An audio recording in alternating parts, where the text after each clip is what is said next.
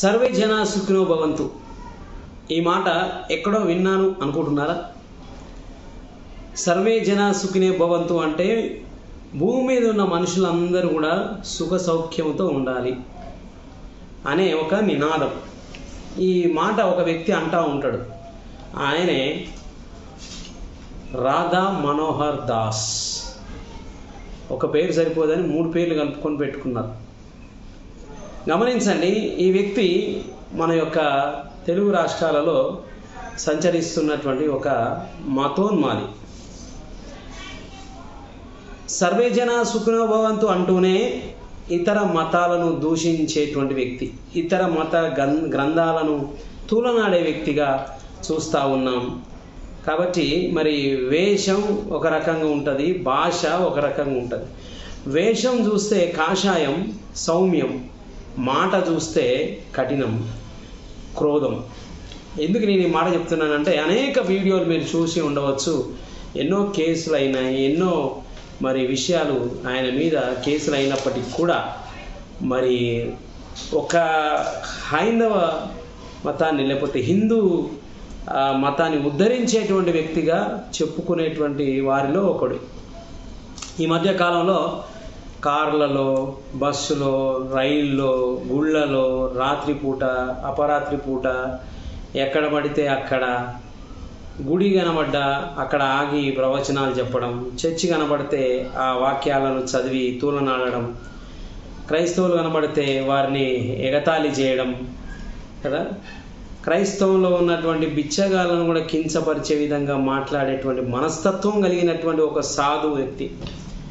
గమనించండి, మరి మనం వేషాన్ని చూసి మోసపోవద్దు.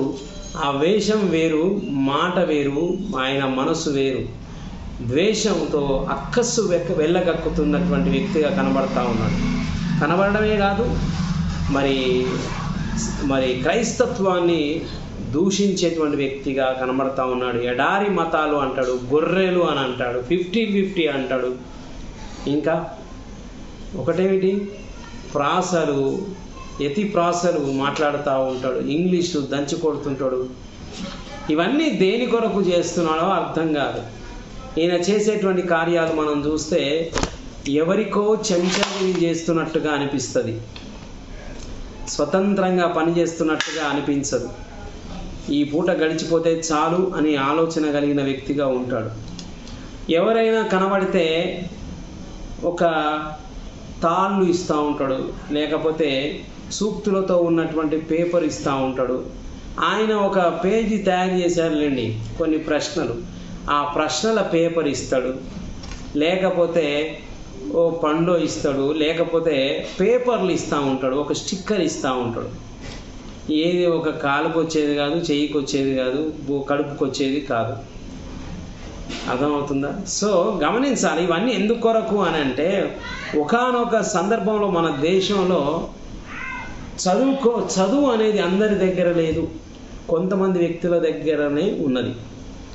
అదంతా ఇంకా మీకు తెలుసు కదా, కేవలం బ్రాహ్మణులు మాత్రమే చదువుకోవాలి, మిగిలిన వారందరూ కూడా 4 వర్ణాల్లో ఉన్నటువంటి వారు కాకుండా మిగిలిన వారందరూ కూడా మరి బానిసలుగా బతకాలనేది వారు రాసుకున్నటువంటి గ్రంథం. కాబట్టి నేనేం చెప్తున్నా అంటే, రాధా మనోహర్ దాస్ గారు, మీరు బ్రాహ్మణులు కారు, ఓకే, అయినా శుద్ధ బ్రాహ్మణులాగా ప్రవర్తిస్తూ ఉంటారు.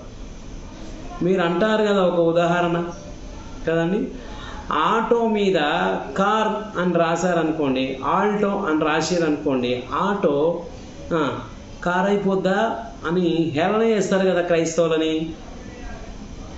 హలో, అర్థమవుతుంది కదా? మరి మీరు ఎలా బ్రాహ్మణులు అవుతారండి?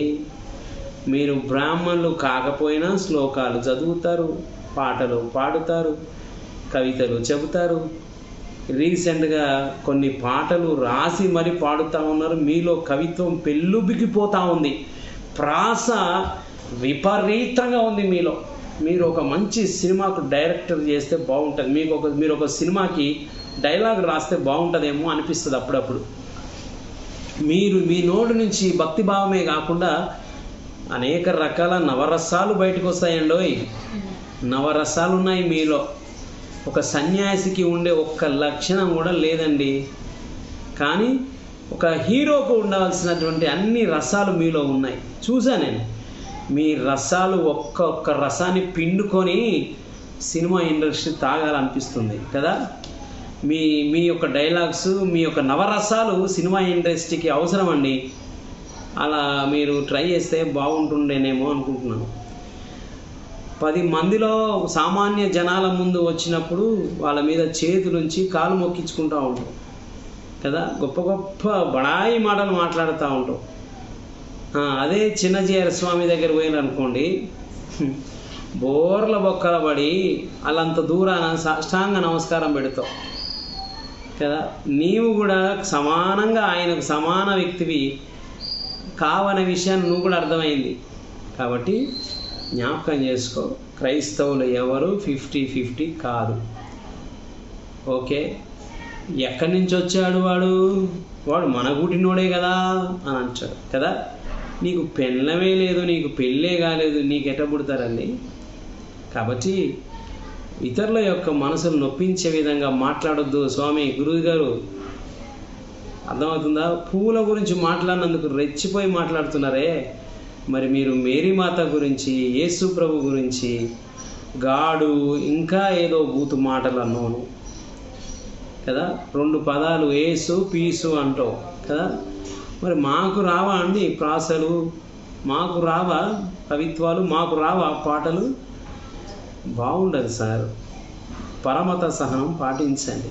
ఒకవేళ క్రైస్తవులు ఎవరు దూషించరు, ఎవరు పరాయి మతాన్ని దూషించరు. ఒకవేళ కనుక బుద్ధిహీనుడు ఎవరైనా ఒకరు చేసి ఉండొచ్చేమో, వారిని హెచ్చరించి బుద్ధి చెప్పాలి తప్ప ఒక్కరిని బట్టి అందరినీ దూషించకూడదు. మీరు చేసేటువంటి పనులను బట్టి మేము హిందువులందరినీ దూషించమే, హిందువులందరినీ నిందించట్లేదే, కేవలం మిమ్మల్ని మాత్రమే అనడం జరుగుతూ ఉంది.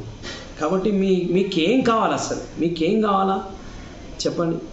నేను లాస్ట్ వీడియోలో చెప్పాను, 2000 సంవత్సరాల నుంచి భారతదేశంలో క్రైస్తత్వం ఉన్నప్పటికీ కూడా 2024 వరకు చూస్తే 2.3% మాత్రమే క్రిస్టియానిటీ ఉంది. మీరు దేని కొరకు పోరాడుతున్నారో మాకు అర్థం కావడంలా. మీరు క్రైస్తవులను ఎందుకు దూషిస్తున్నారో కూడా అర్థం కావడం లేదు. క్రైస్తవులు వీధి తిరిగి, గల్లీ తిరిగి చేసే ప్రచారాలలో వారు సాధించిన పురోగతి ఎంత అంటే 2.3%. మీ పబ్బం గడుపుకోవడం కోసం క్రైస్తత్వాన్ని అడ్డం పెట్టుకున్నారన్న విషయాన్ని ప్రజలందరూ గమనిస్తున్నారు. సో కనుక చెప్పాల్సిన విషయం ఏంటంటే, రాధా మనోహరం గారు, మీరు చాలా వయసులో పెద్దవారు, ప్లస్ మీరు వేసుకున్నటువంటి కాషాయం చాలా విలువైనది, ఓకేనా. కానీ మీ మాటలు దురుస్తనాన్ని తగ్గించండి. వ్యక్తుల మీద, సేవకుల మీద, పాస్టర్ల మీద, క్రైస్తత్వం మీద విషం కక్కడం మానేయండి. అది మీకు క్షేమం, మన దేశానికి క్షేమం. సో కాబట్టి నేను ఎవరిని వెనకేసుకొని రావడం లేదు, కానీ ఒక మనిషిగా మనుషులను చూడండి. ఈ విధంగా ప్రవర్తించే మన పూర్వీకులు మరి వేరే మతాలను అనుసరించడానికి పురికొల్పింది మీరే.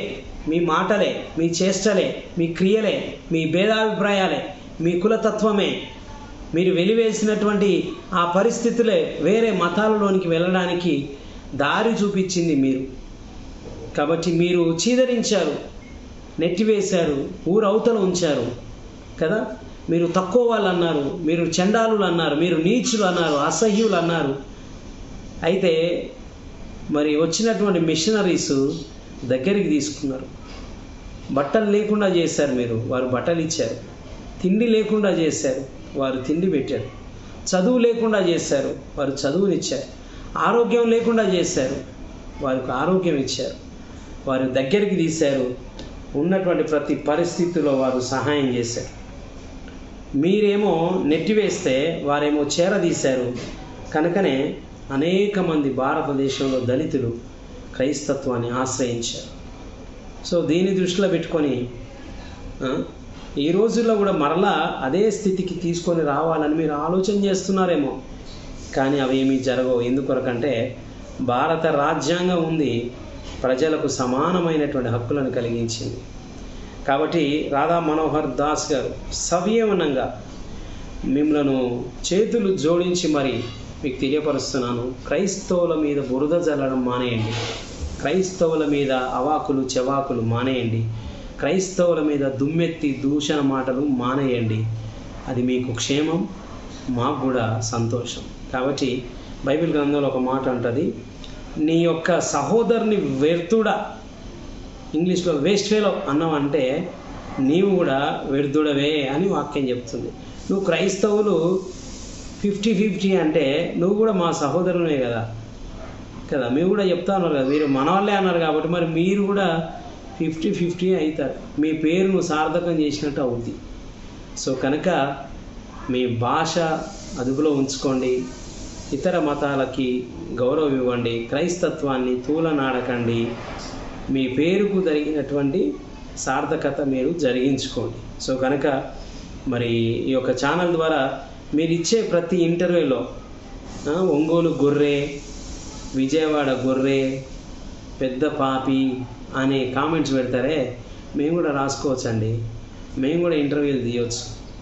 సో కాబట్టి ఇవన్నీ కూడా మీరు మాట్లాడేటువంటి మాటలను ప్రజలను కలిపేదిగా ఉండాలి, ఐక్యపరిచేదిగా ఉండాలి కదా, ప్రజలని సమిష్టి పరిచేదిగా ఉండాలి, చైతన్య పరిచేదిగా ఉండాలి. కానీ ఇతర వ్యక్తులను దూషించాలి, ఇతర వ్యక్తులను కొట్టాలి, ఇతర వ్యక్తుల మీద ద్వేషం పెంచుకునే విధంగా మాట్లాడకూడదండి. సో కాబట్టి మీరు పెద్దలు, విజ్ఞులు కనుక మీరు ఈ విషయాన్ని ఆలోచిస్తారని నేను తలస్తూ ఈ మాటలు మీకు తెలియపరుస్తూ ఉన్నాను. పెద్ద మనసుతో ఈ మాటలు అర్థం చేసుకొని క్రైస్తవుల మీద ఈ విధంగా విరుచుకుపడడాన్ని మానుకోవలసిందిగా మనవి చేస్తూ ఈ మాటలు ముగిస్తున్నాను. God bless you.